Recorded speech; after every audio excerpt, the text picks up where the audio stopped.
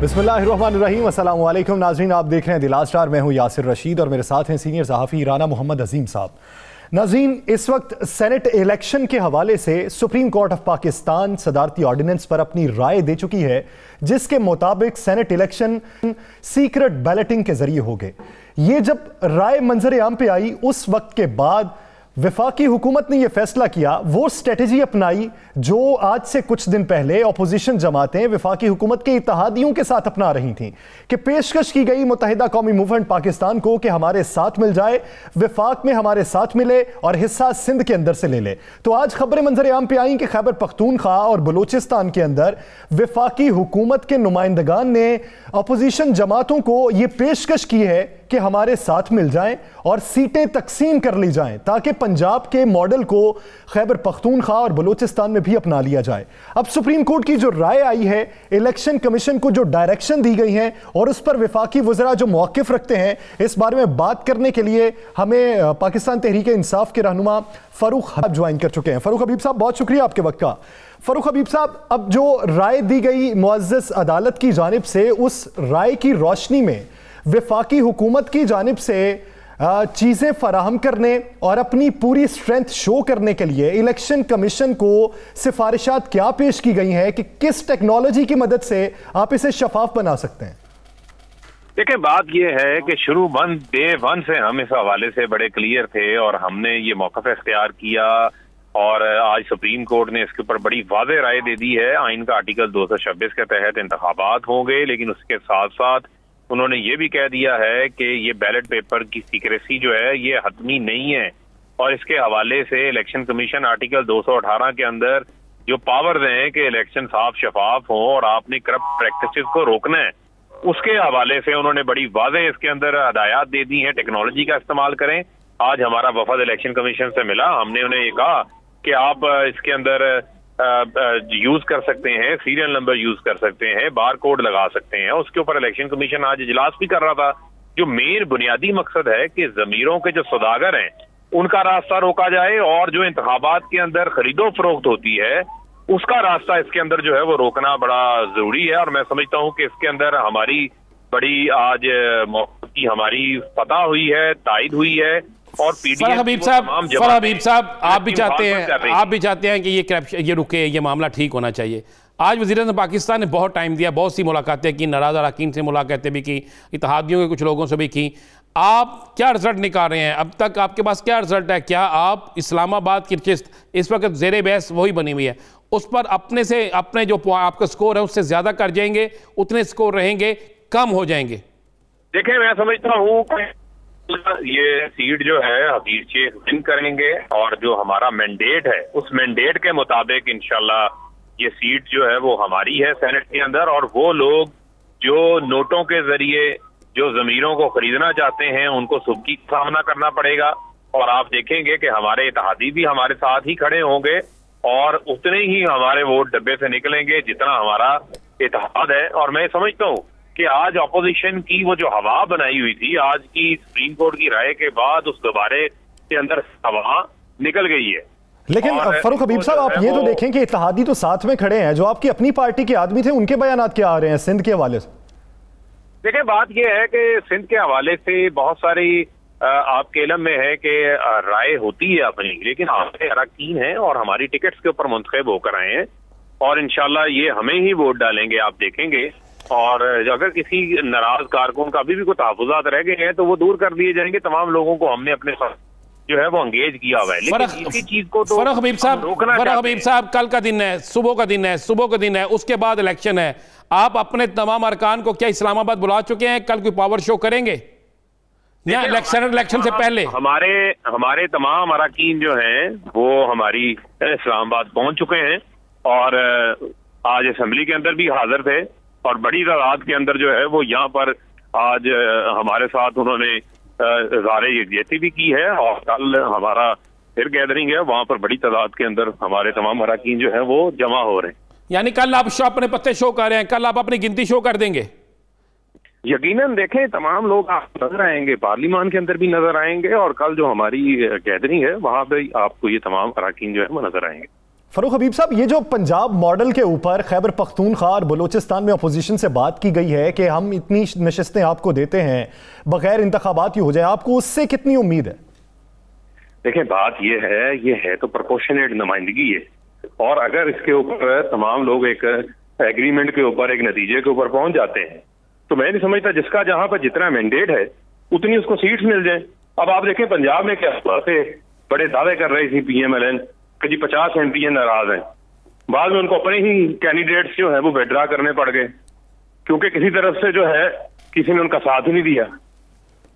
तो यहाँ पर ये सूरत हाल है। हम चाहते हैं कि इन इंतखाबात को साफ शफाफ हो, खरीदो फरोख्त ना हो, और इसका सिलसिला हमेशा हमेशा के लिए रुकना चाहिए। शहबाज गिल साहब का ट्वीट, उनका मौक़िफ़ के जनाब 7 से 8 बल्कि ज्यादा लोग जो है इनके राब्ते में हैं, अगर आपके उम्मीदवार को ज्यादा वोट पड़ जाते हैं उसे हम हॉर्स ट्रेडिंग कहेंगे, पैसा कहेंगे, या उसे जमहूरी अमल कहेंगे?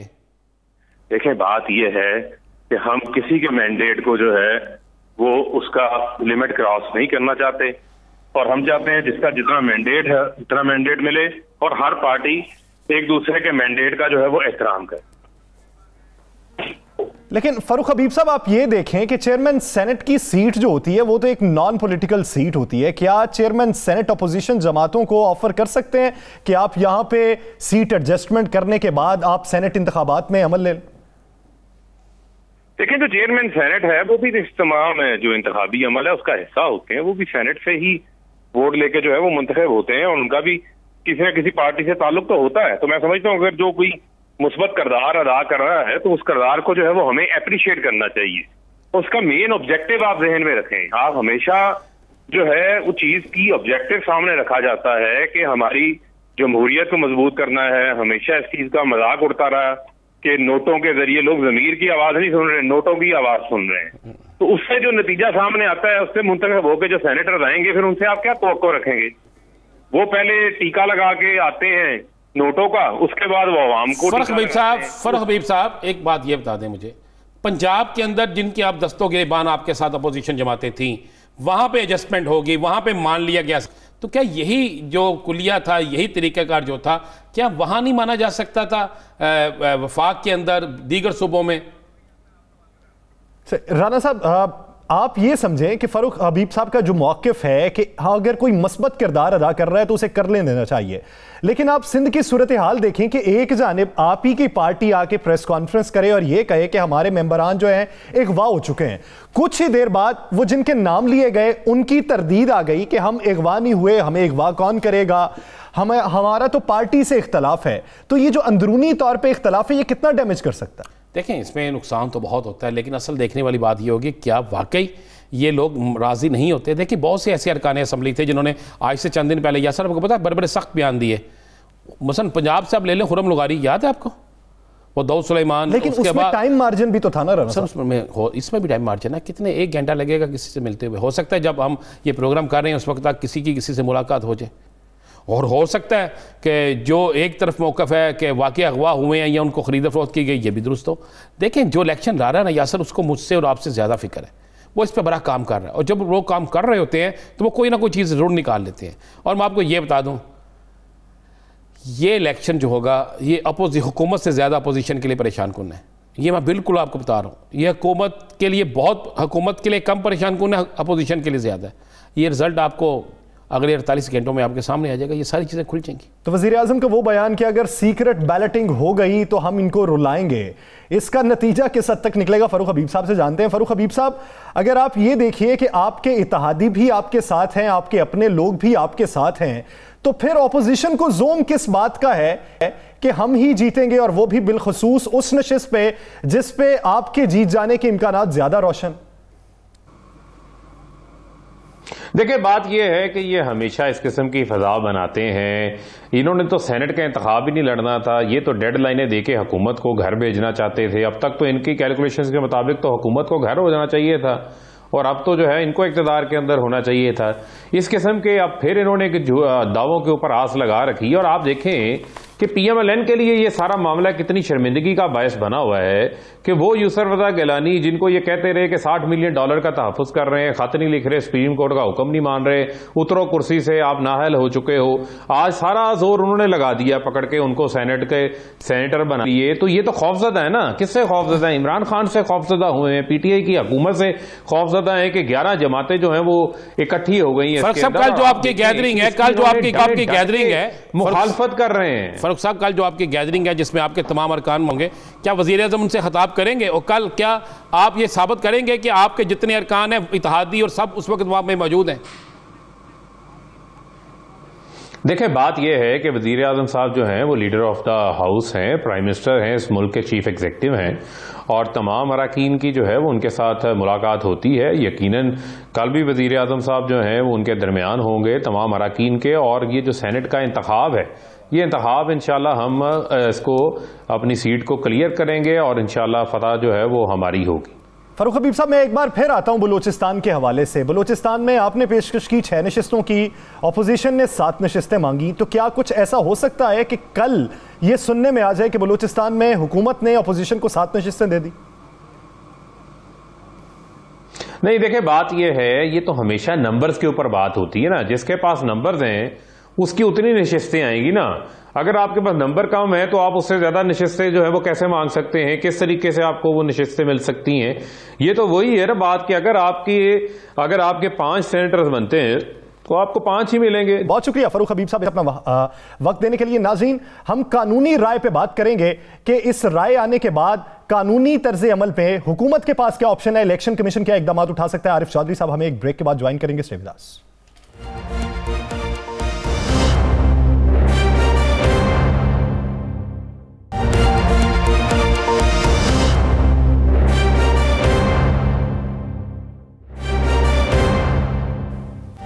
Welcome back. नाज़रीन, सुप्रीम कोर्ट की राय पर हमने हुकूमती मौक़िफ़ तो जान लिया कि हुकूमत की प्लानिंग क्या है, हुकूमत किस तरीके से शफाफ बनाने के तरीक़ाकार पर अमल पैरा होगी, लेकिन इसके कानूनी पहलुओं पर भी थोड़ी सी नजर डाल लेते हैं। हमें ज्वाइन किया है माहिर कानून आरिफ चौधरी साहब ने। चौधरी साहब, अगर देखा जाए सुप्रीम कोर्ट की जो राय उसके मुताबिक तो सीक्रेट बैलेटिंग के जरिए ही सेनेट इलेक्शन करवाए जा सकते हैं, लेकिन शफाफ तरीकाकार के हवाले से हुकूमत के पास जो ऑप्शन है कि बार कोड लगाए जाएं या दीगर ऑप्शंस, क्या आप ये समझते हैं कि इतनी जल्दी में शफाफियत के तरीकाकार पर अमल पैरा हुआ जा सकता है? बहुत शुक्रिया। पहली बात तो यह है कि हुकूमत के पास कोई नहीं है, जो भी ऑप्शन है वो सारी इलेक्शन कमीशन के पास है। यानी सुप्रीम कोर्ट ने जो राय दी, सुप्रीम कोर्ट ने बड़ा वाज़ेह तौर पर कह दिया, और यही हम सारे कहते रहे हैं कि आर्टिकल 226 जो है उसमें जब तक अमेंडमेंट ना हो ओपन तरीकाकार इस्तेमाल नहीं हो सकता। बैलेट जो है वो खुफिया ही होगा, रायशुमारी खुफिया होगी, रायदही।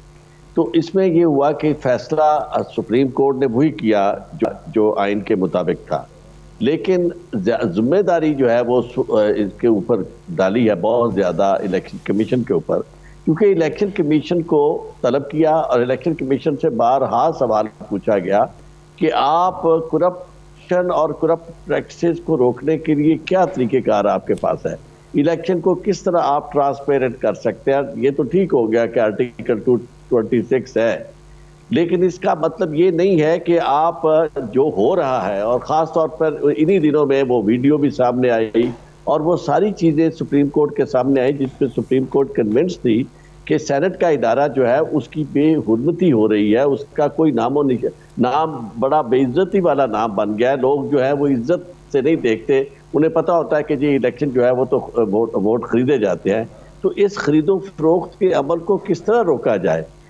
जब कोई जवाब उनकी तरफ से ना बन पाया तो उसमें कमेंट्स जो थे वो आपके तो दोस्त सारे वहाँ मौजूद भी थे, बहुत ज़बरदस्त कमेंट्स आए कि भाई इलेक्शन कमीशन तो वो सो रहा है, वो नहीं चाहता कि हम उसे जगाएं, तो हमें उसे कुछ ना कुछ तो बताना होगा। तो अल्टीमेटली सुप्रीम कोर्ट ने फिर वो राय दी जो बनती थी कि भाई इलेक्शन कमीशन के पास यानी ऐसा तरीक़ेकार तो होना चाहिए जिससे वो करप्शन को और करप्ट प्रैक्टिस को ख़त्म कर सके, और उसके लिए तरीक़ेकार ये जो उन्होंने कहा है कि आप तो हर तरह का आपके पास टेक्निकल तरीके हैं, टेक्नोलॉजी आपके पास मौजूद है। उस टेक्नोलॉजी का मतलब क्या हो सकता है? अब देखिए जब वोट पड़ जाएगा। अच्छा जो सब एक जरा ये थोड़ा सा बताइएगा किस तरह की टेक्नोलॉजी है जो इस्तेमाल की जा सकती है, और दूसरा आज के फैसले से कौन जीता है कौन हारा है? बड़ी सुबह से चल रही है, हुकूमत भी कह रही है ये बड़ा अच्छा हुआ, अपोजिशन कह रही है जी हमारे हक में फैसला हुआ, तो आप क्या समझते हैं? मैं ये समझता हूँ कि इसका हुकूमत को फायदा हुआ है। उसकी वजह यह है कि इलेक्शन में अगर ये बात हो जाती है, जो कि जाहिर है हो जाएगी, कुछ ना कोई तो सुप्रीम कोर्ट के इस फैसले का एहतराम करेगा इलेक्शन कमीशन, और अगर इलेक्शन कमीशन वो इस तरह की कोई तरतीब लगा कर देता है, ये इस तरह की कोई टेक्निक लगा देता है जिससे आइडेंटिफाई हो सके वोट, तो फिर उसमें ये होगा कि किसी भी पार्लियामेंटेरियन के बारे में अगर शक होगा कि उसने अपनी पार्टी लाइन से हट के वोट दिया है, तो उसकी शिकायत वो उसके पास इलेक्शन कमीशन के पास की जाएगी, और इलेक्शन कमीशन फिर वो बैलेट पेपर जो है वो उन्हें दिखाएगा, और उससे वो एविडेंस आ जाएगी जिसका अभी फुकदान था। वो जब ये मामला आया, लेकिन चौधरी साहब आप ये भी तो देखें ना, अगर पार्टी गाइडलाइन से हटके अगर कोई वोट देता है तो उसका मतलब ये तो नहीं कि उसने वोट बेचा है। हॉर्स ट्रेडिंग वाला मौकिफ तो फिर अलग जगह पे खड़ा है ना। नहीं, बात यह है कि दो सूरतें हैं, एक है डिफेक्शन और एक है वोट बेचना। डिफेक्शन क्लॉज तो इस पे आती नहीं है, लेकिन जहां तक वोट बेचने का मामला है वो देखें, जब आपके पास एविडेंस आ जाती है उसको कनेक्ट करना होगा उसके साथ, कि जिस तरह अभी वीडियो आई तो उन्होंने कहा जी ये तो उनका कोई और डील थी जिसमें वो पैसे ले दे रहे थे, उसका इलेक्शन से कोई ताल्लुक नहीं। ऐसी बात जब आइडेंटिफाईएबल होगा बैलेट पेपर तो ये बात नहीं की जा सकेगी, क्योंकि सीधा सीधा नजर आ जाएगा कि इन्होंने वोट किसको दिया। अगर वोट दिया है और उसके पीछे सपोर्टिव एविडेंस मौजूद है कि ये मनी ट्रांजैक्शन भी हुई है, तो उसके बाद तो उनके खिलाफ कार्रवाई की जा सकेगी। तो मैं समझता हूँ कि इसमें हुकूमत को काफी हद तक कामयाबी हुई है, और अखलाकी तौर पर भी मैं समझता हूँ हुकूमत को इसलिए फतह हुई है कि ये हुकूमत ने बड़ा खुल के ये कहा कि जी हम चाहते हैं कि ट्रांसपेरेंट इलेक्शन हो, फेयर और फ्री इलेक्शन हो, और इसमें किसी तरह की कोई हॉर्स ट्रेडिंग ना हो, पैसे का अमल दखल ना हो।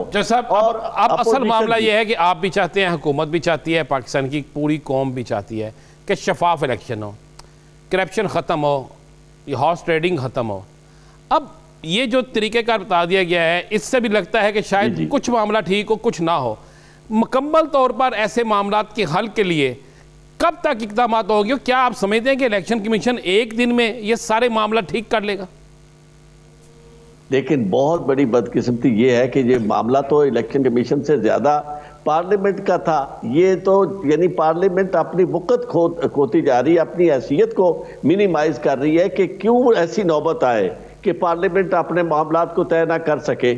इसमें मैं समझता हूं कि पार्लियामेंट को इससे आगे बढ़ के होना ये चाहिए था कि इस मौके को का फायदा उठाते। पहले भी ये एतराज आपको याद होगा कि पिछले इलेक्शन में ये क्या कह रहे थे जी, 14 वोट का पता नहीं चलता जी, गद्दार है, इधर चले गए उधर चले गए। भाई आज मौका आया है गद्दारों को पकड़ने का, वोट बेचने वालों को पकड़ने का, तो seize the opportunity, seize the occasion. लेकिन चूंकि मामला कहीं और है, और वो भी मैं आपको एक अर्ज करूं कि साजिश की जा रही है इस तरह की कि अगर आप देखें कि खुद कह रहा है लीडर इनका बिलावल भुट्टो जरदारी के जी हमारी अक्सरियत नहीं है। अगर आपकी अक्सरियत नहीं है तो फिर किस तरह आप ये एक्सपेक्ट कर रहे हैं कि जनाब आपके पास वोट आ जाएंगे जिससे आप सेनेट का चेयरमैन बनवा लेंगे यूसुफ रजा गिलानी को, और उसके नतीजे में आपकी पार्लियामेंट। चौधरी साहब वो तो अफवाह तफहीम से ही मनाया जा सकता है ना। अब जैसे देखिए कि सिंध के अंदर 3 MPAs ऐसे हैं पाकिस्तान तहरीक इंसाफ के जो हुकूमत से खाइफ हैं। एक का 2 के बयान भी मंजर आम पे आ चुके हैं कि हम पॉलिसी से खाइफ हैं, अवाम का गमो गुस्सा है,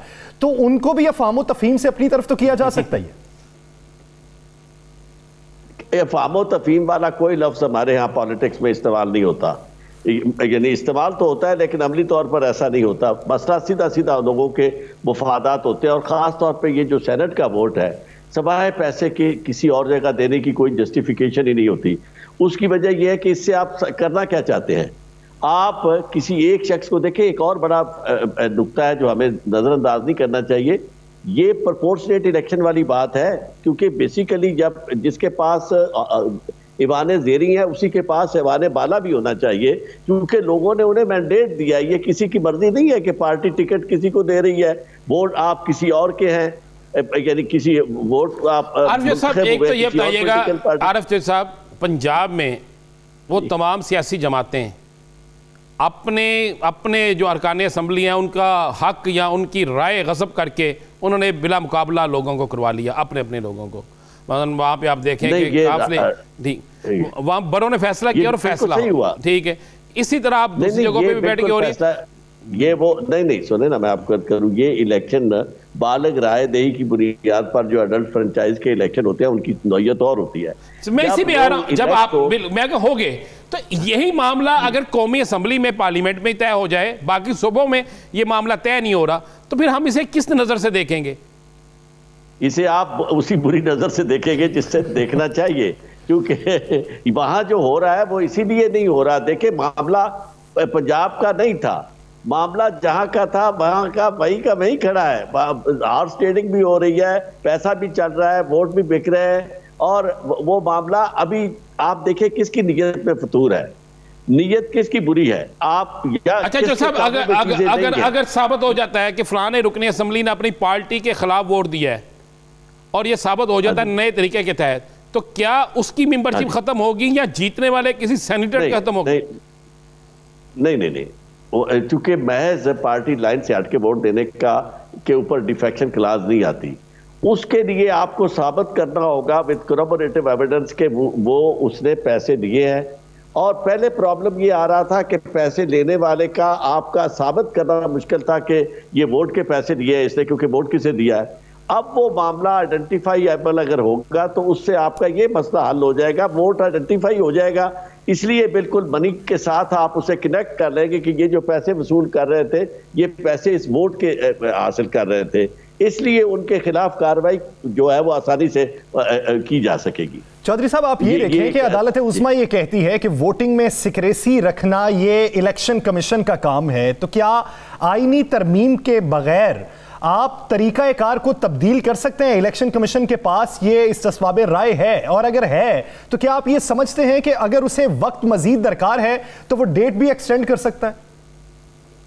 देखिए, कोई हर्ज नहीं है, इलेक्शन को चाहिए उन्हें, इलेक्शन कमीशन अगर वाकई फेयर इलेक्शन करवाना चाहता है, और फिर सुप्रीम कोर्ट की इस राय को, क्योंकि ये किसी यानी एकेडमिक राय नहीं है, सुप्रीम कोर्ट जो कि अल्टीमेट यानी जिसके पास इख्तियार है किसी भी आईनी शक को इंटरप्रेट करने का, उन्होंने जब आर्टिकल 218 के बात है तो उसे 2183 को मौसर बनाने की बात की है, और साथ ये कहा है कि ये सोए हुए हैं, ये नहीं इसके समझ रहे और ना ये उस पर काम कर रहे हैं, तो उन्हें चाहिए कि they should come up to the challenge. और जो सुप्रीम कोर्ट ने कहा है उसके कहने के मुताबिक अगर दिन दो ऊपर होते भी हैं तो कोई फर्क नहीं पड़ता। असल बात तो ये, और दूसरा इससे मैं कहता हूं कि बैलेट पेपर एक दिन में छप सकते हैं, जितना आज जदीद सिस्टम है। हमारी हुकूमतों को ये प्रॉब्लम और इलेक्शन कमीशन को, इन इदारों को प्रॉब्लम है, बाकी तो हर चीज लम्हों में हो जाती। 1700 वोट बैलेट पेपर आपने छापना है, 1700 बैलेट पेपर छापने में कितना वक्त लग जाता है?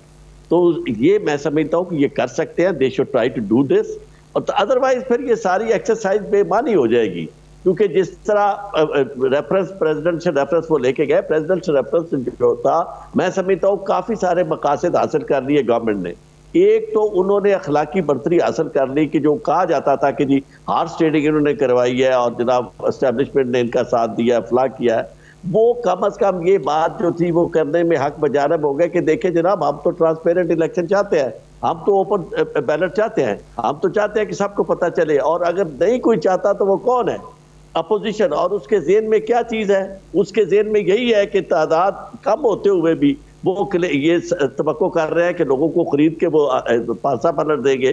तो ये मैं समझता हूँ कि जमहूरियत के साथ भी चौधरी साहब, आप ये देखें, जहां पे अदालत उज़्मा ने ये कहा है कि ओपन बैलेट से ये इलेक्शन नहीं हो सकते, सीक्रेट बैलेट से ही होंगे, तो वहां पे दूसरी जानिब राय ये भी है कि वोट हमेशा के लिए खुफिया नहीं हो सकता। तो क्या ये इशारा दिया है कि पार्लियामेंट चाहे तो तरमीम करे और तरीकाकार तब्दील कर ले? नहीं, ये देखे मामला वो तो क्लियर मामला है कि पार्लियामेंट का इख्तियार है तरमीम करने का। अगर वो चाहते हैं कि वाकई खुफिया की बजाय ओपन तरीकेकार हो, चाहे शो ऑफ हैंड जिस तरह प्राइम मिनिस्टर का इलेक्शन या चीफ मिनिस्टर्स का होता है, तो वो चाहे तो वो तरमीम कर सकते हैं, लेकिन तरमीम ना होते हुए भी एक तरीकाकार सुप्रीम कोर्ट ने डिवाइस कर दिया है। बहुत शुक्रिया आरिफ चौधरी साहब, इस हवाले से अपना वक्त देने के लिए। इमिग्रेशन पर बात करेंगे एक शॉर्ट ब्रेक के बाद। Stay with us.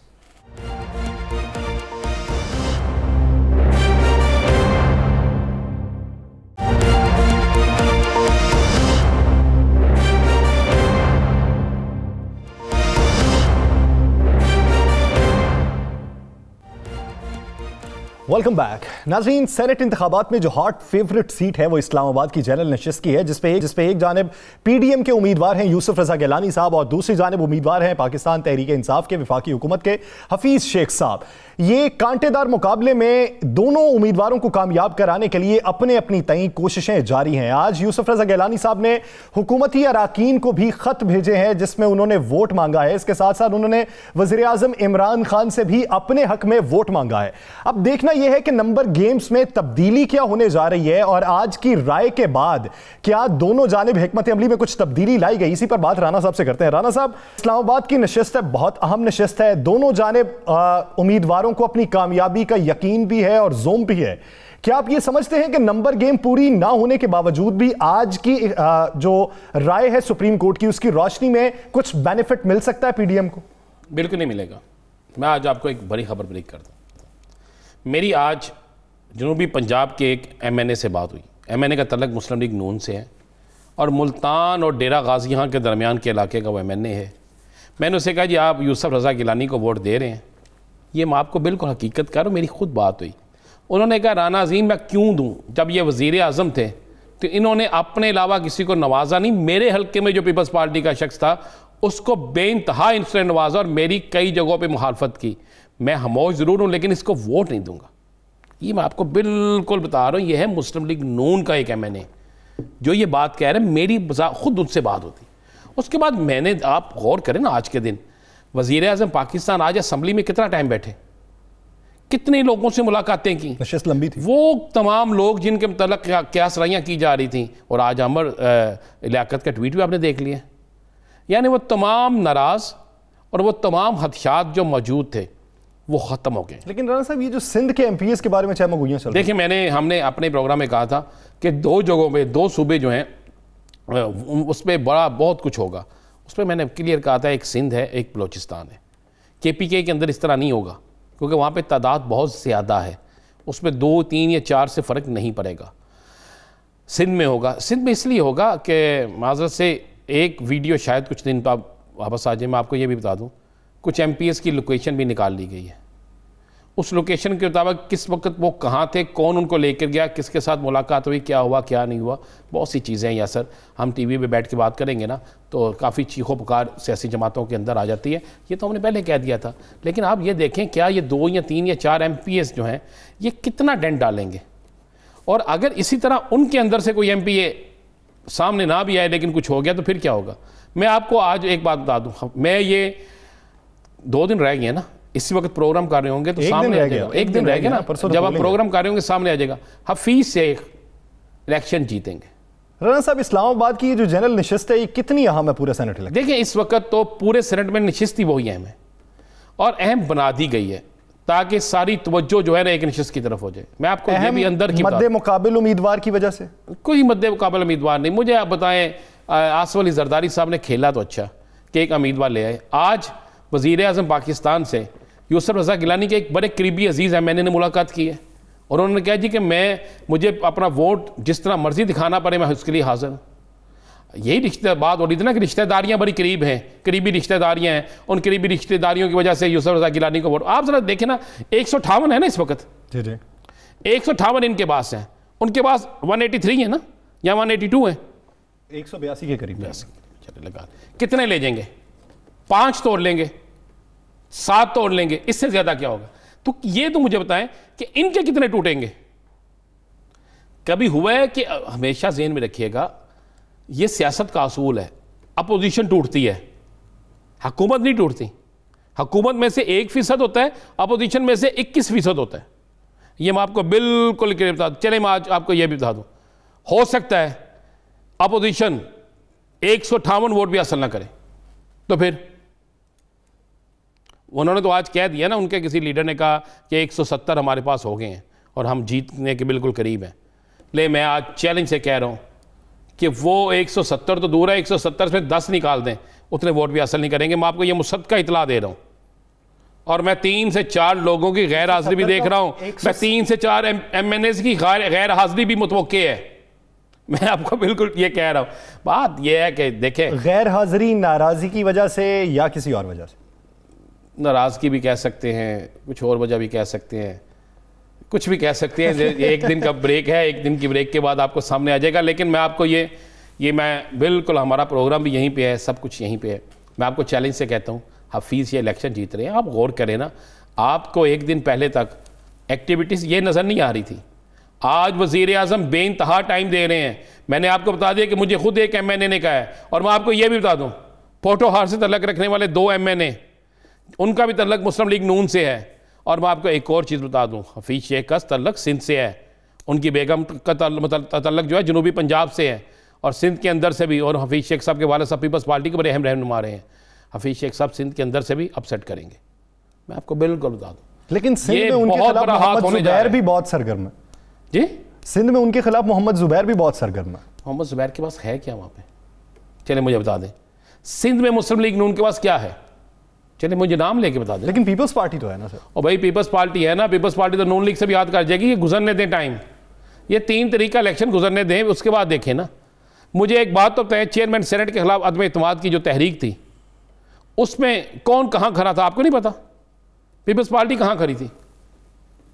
Muslim league नून कहाँ खड़ी थी? मौलाना फजलुर रहमान खुद कहाँ खड़े थे? ये छोड़ दें, ये एक नशिस्त जिस पे पूरा सारे सब लोगों की नजरें हैं। ले मैंने आपको गिनती भी करके बता देता हूँ, 158 है, दुआ करेंगे 158 ले लें।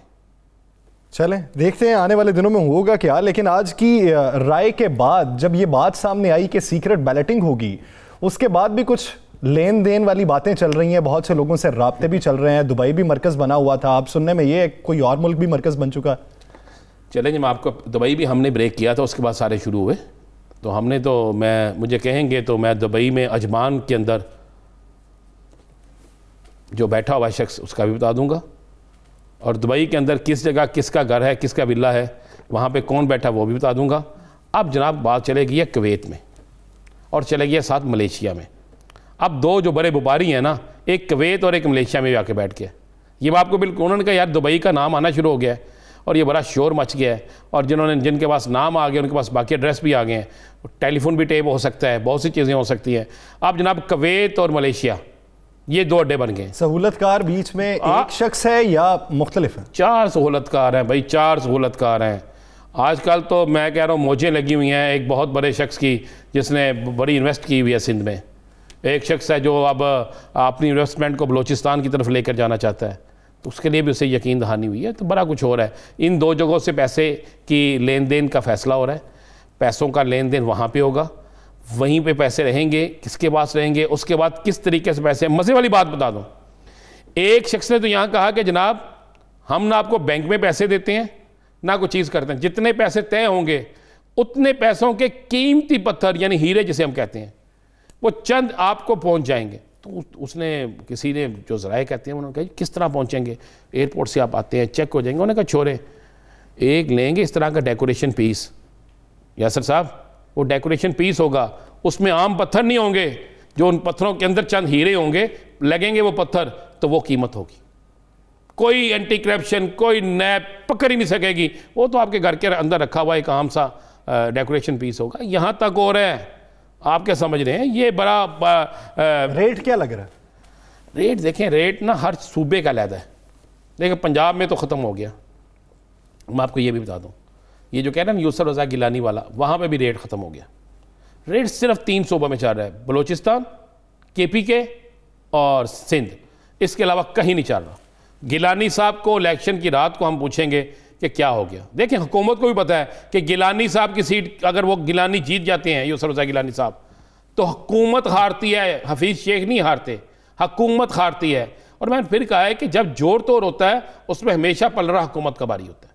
और आज वज़ीर आज़म की मुलाकातें, आज वज़ीर आज़म के राब्ते, अब तक मुलाकातें, आपको समझ नहीं आ रही कहाँ पे जा रहे हैं। वज़ीर आला पंजाब वहाँ पे हैं, चौधरी सरवर गवर्नर पंजाब वहाँ पे हैं, KPK से लोग वहाँ पे बैठे हैं, परवेज़ हट्टक के मतलब लोग कुछ और बातें कर रहे थे, वो मुतहरक हुए हुए हैं। वहाँ पे आप देखें फवाद चौधरी मुतहरक, कौन ऐसा एक शख्स मुझे बता दें जो मुतहरक नहीं है?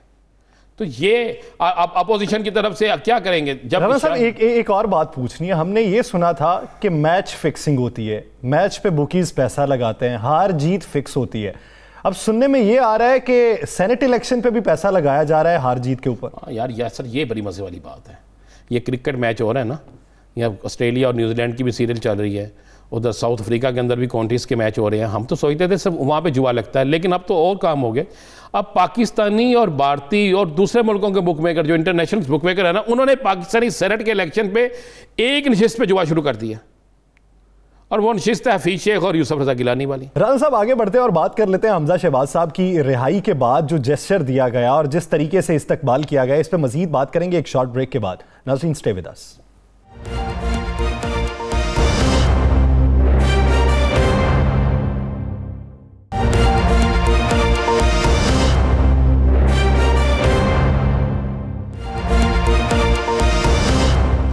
Welcome back. नाज़रीन, हमजा शहबाज की बात हो रही है। हमजा शहबाज की रिहाई एक दिन ताख़ीर का शिकार रही। उसकी बुनियादी वजह यह थी कि रूबकार जमा नहीं करवाए गए थे, और अंदरूनी इत्तलात ये हैं कि उनके इस्तकबाल की तैयारियां करनी थी और उनका इस्तकबाल एक फ़कीदुल मिसाल इस्तकबाल बनाना था। वो किस हद तक फ़कीदुल मिसाल रहा और वो किस को दिखाने के लिए किया गया, राना साहब से जानते हैं। राना साहब, क्या किसी को जेस्चर दिया गया है या फिर इस बात की दहानी करवाई गई कि हम एक ही हैं, मुख्तलिफ नहीं?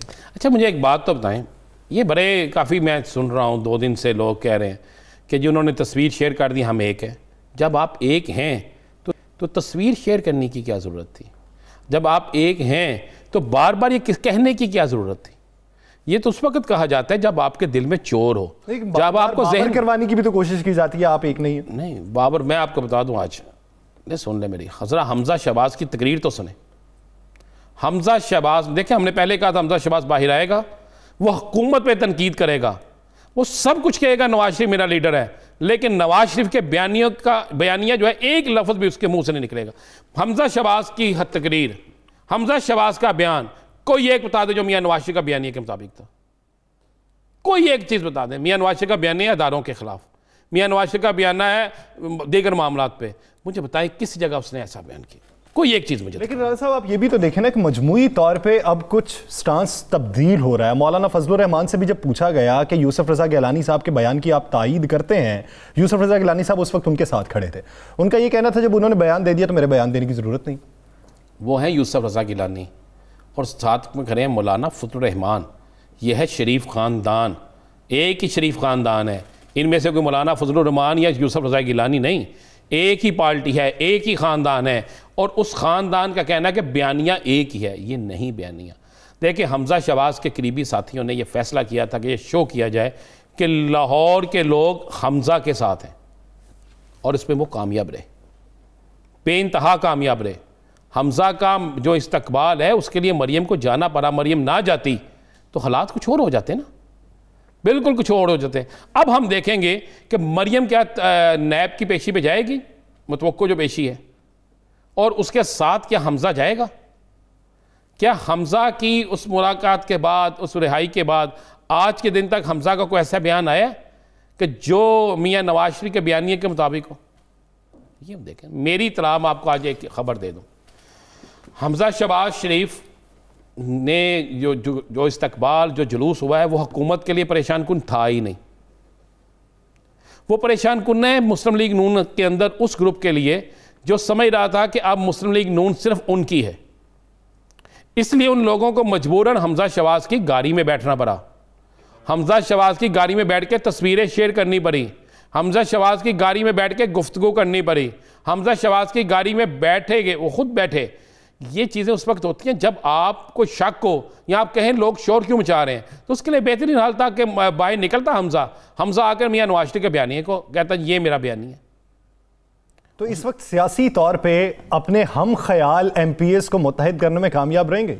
अब क्या करना है, पंजाब खत्म हो गया भाई यासर साहब। पंजाब में कौन सी वोटिंग होनी है भाई? हमजा शहबाज पंजाब असम्बली में अपोजिशन लीडर है ना, तो बल्दियाती इंतखाबात की बल्दियाती इंतखाबात जब आएंगे आप उस वक्त देखिएगा, अभी बल्दियाती इंतखाबात दूर है। और बल्दियाती इंतखाबात मैं आपको बता दूं, बल्दियाती इंतखाबात हमेशा हुकूमत के होते हैं। परवेज़ मुशर्रफ जो है, उनके दौर में जो इलेक्शन, बल्दियाती इलेक्शन हुए थे, उसमें हुकूमती उम्मीदवार जो थे वो जीते थे ज़्यादा, और जब कौमी और सूबाई इलेक्शन हुए थे उनके पास पल्ले कुछ नहीं रहा था। हाँ, हमेशा बल्दियाती इलेक्शन में सपोर्ट हुकूमती उम्मीदवार को होती है, उसकी अवाम में कुछ चीज़ है या नहीं है, पज़राई है या नहीं है, ये बात का मसला है। ये आप ज़रा सारे इलेक्शन उठा के देख लें, माजी से लेकर अब तक के जितने इलेक्शन हुए बल्दियाती, उठा के देख लें। भाई अब तो ये होगा कि हमजा शहबाज आ गया, चले क्या पार्टी जो है वो हमजा शहबाज के साथ होगी या मरियम के साथ, अब ये होगा। अच्छा, आप ये बता दें कि आने वाले दिनों में अगर पीडीएम की कोई मीटिंग होती है तो क्या आपको हमजा शहबाज वहां पे दिखाई देते हैं? नहीं, हमजा शहबाज पीडीएम की मीटिंग, किसी ऐसी मीटिंग में उस तरह नहीं जाएंगे जिस तरह मरियम साहबा जाती हैं, जिस तरह मरियम साहबा वहाँ फैसला सुनाती हैं, जिस तरह मरियम साहबा बाहर निकल के टॉक करती हैं, जिस तरह मरियम की अहमियत है, मैं लिख के देता हूँ हमजा नहीं जाएंगे। भाई हमजा शहबाज शरीफ जो है वो बड़े समझदार हैं, एक। नंबर दो, उनके पास लाहौर में मुस्लिम लीग नून की ज़्यादा अक्सरियत हमजा शहबाज के साथ है। उसकी 2-3 वजूहात हैं यासर।